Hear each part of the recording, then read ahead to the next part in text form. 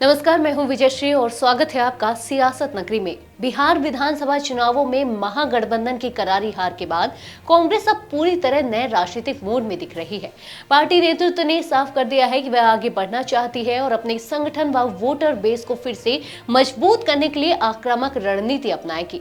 इसी कड़ी में मंगलवार को दिल्ली स्थित इंदिरा भवन में एक अहम बैठक हुई, जिसमें कांग्रेस अध्यक्ष मल्लिकार्जुन खड़गे और राहुल गांधी मौजूद थे।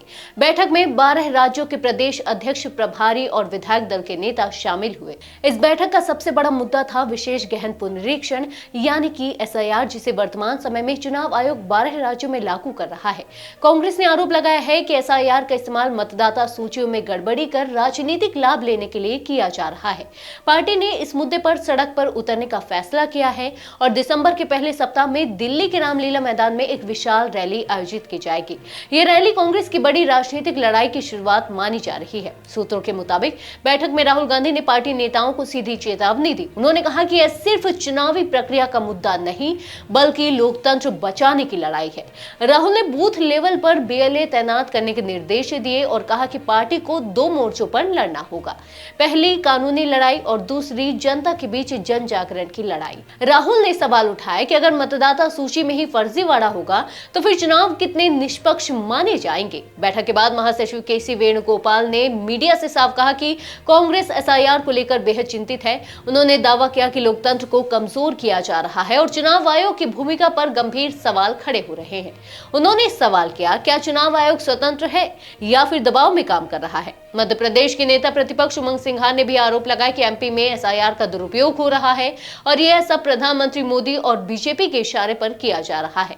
कांग्रेस का दावा है कि वास्तविक मतदाताओं को हटाकर चुनावी परिणाम प्रभावित करने की कोशिश हो रही है।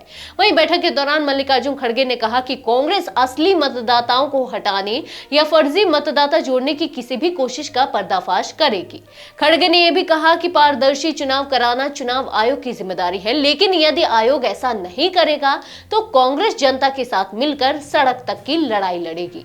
बैठक में संगठन की कमजोरी भी खुलकर सामने आई। वरिष्ठ नेता मुकुल वासनिक ने सवाल उठाया कि बूथ स्तर पर नियुक्ति बीएलए सच में काम कर रहे हैं या नहीं। क्या एसआईआर फॉर्म सही तरीके से भरे जा रहे हैं? क्या मॉनिटरिंग सेंटर सक्रिय है? उन्होंने कहा कि ऊपर से नीचे तक हर स्तर पर जवाबदेही तय होगी।